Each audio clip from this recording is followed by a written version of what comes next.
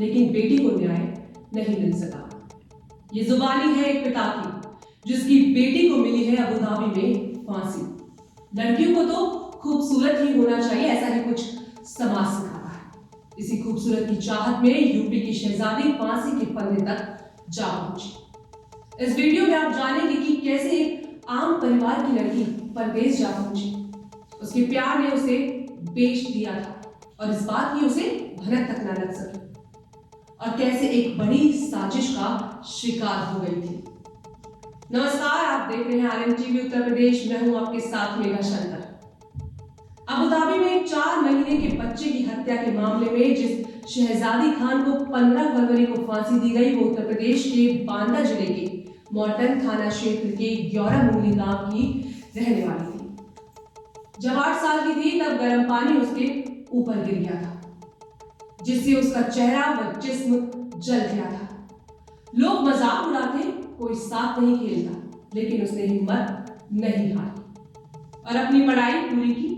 फिर सामाजिक संगठनों से जुड़ना शुरू किया और गरीबों असहाय लोगों की मदद करनी शुरू कर दी थी।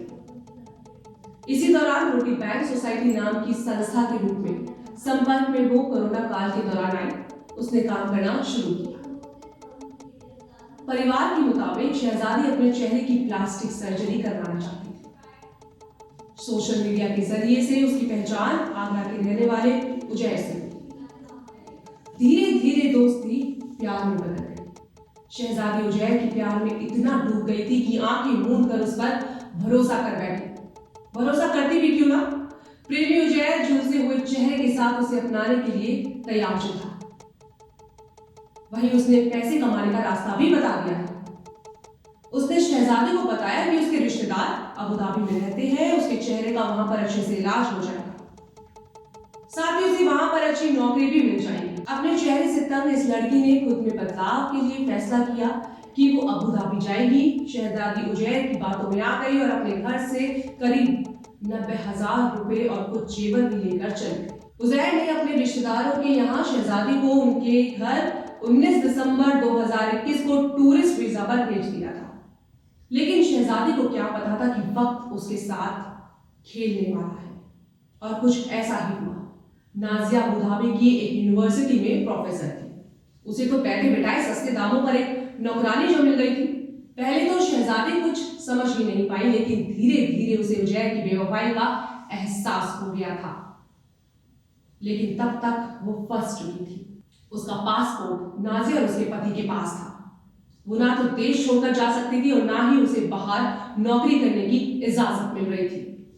इस बीच नाजिया ने एक बच्चे को जन्म दिया, जिसकी देखरेख शहजादी के जिम्मे आई। आपको बता दें, ये बच्चा शहजादी के आने से पहले जन्म ले चुका था।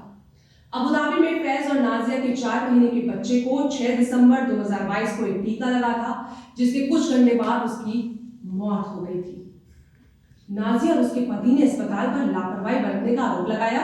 अस्पताल वालों ने कहा कि बच्चे का पोस्टमार्टम करवा लो, सच सामने आ जाएगा, लेकिन कपल के इसके लिए तैयार नहीं हुए और बच्चे को दफना दिया गया। घटना के 54 दिन बाद फैज और नाजिया ने 10 फरवरी 2023 को शहजादी पर अपने बच्चे की हत्या करने का आरोप लगाया, जिसके बाद वहां की पुलिस ने शहजादी को गिरफ्तार कर जेल भेज दिया।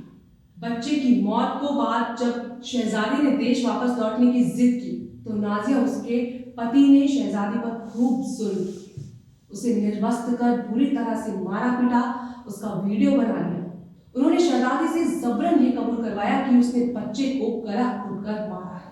उसे धमकी भी दी गई, अगर उसने ये कबूल नहीं किया तो उसका न्यूड वीडियो घर भेजकर उसको बदनाम कर देंगे। बस इस वीडियो के दम पर उन्होंने शहजादी के हाथों बच्चे की मौत की बात कबूल करवाई और कबूलनामे का वीडियो फोन में बना उसे पुलिस स्टेशन में ले जाकर पुलिस के हवाले कर दिया, जिसके बाद अबू धाबी की निचली और बड़ी अदालतों में शहजादी का मामला पहुंचा, तो दोनों ही अदालतों ने उस बच्चे की मौत का दोषी माना और मौत की सजा सुना दी। मीडिया रिपोर्ट्स के मुताबिक अबू धाबी की अल बथवा जेल में कैद शहजादी ने एक दिन घर वालों को कॉल कर रोते हुए उसके साथ हुए जुल्म की पूरी दास्तां बयान कर दी। उसके बूढ़े माता पिता को तब पहली बार ये पता चला कि 20 दिसंबर 2024 के बाद उनकी बेटी को कभी भी मौत की सजा दी जा सकती है। माता पिता ने नेताओं, फिल्मी हस्तियों, वकीलों के खूब चक्कर काटे, लेकिन कुछ भी ना हो सका। शहजादी के पिता शबीर खान ने बताया कि उन्होंने भारत सरकार से भी मदद की गुहार लगाई, लेकिन उनकी कोई मदद नहीं हुई। दरअसल 26 मार्च 2024 को शहजादी खान के पिता शबीर खान ने दिल्ली हाईकोर्ट में याचिका डाली, जिसमें उन्होंने कहा था कि मुझे अपनी बेटी की हालत के संबंध में कोई जानकारी नहीं मिल रही है कि वो जिंदा है अथवा उसे फांसी दे दी गई है। इस संबंध में अबू धाबी सरकार द्वारा और न केंद्र सरकार द्वारा कोई जानकारी उन्हें दी जा रही है, जिसके बाद इस पूरे मामले को लेकर दिल्ली हाईकोर्ट ने 3 मार्च को विदेश मंत्रालय को जवाब देने को कहा था।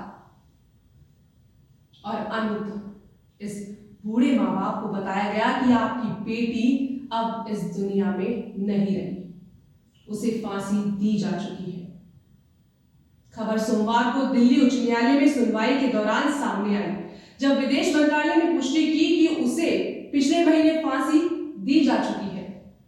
उसका अंतिम संस्कार अबू धाबी में 5 मार्च को होगा, जिसके लिए माता पिता को केवल इजाजत दी गई है।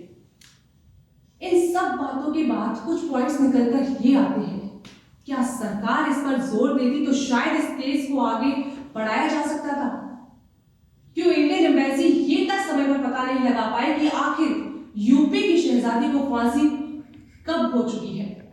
और इस तरह से बहला फुसलाकर भारत के तमाम बच्चों को कैसे ये एजेंट अपने शिकंजे में जकड़ लेते हैं, जिसका शिकार हुई यूपी की शहजादी।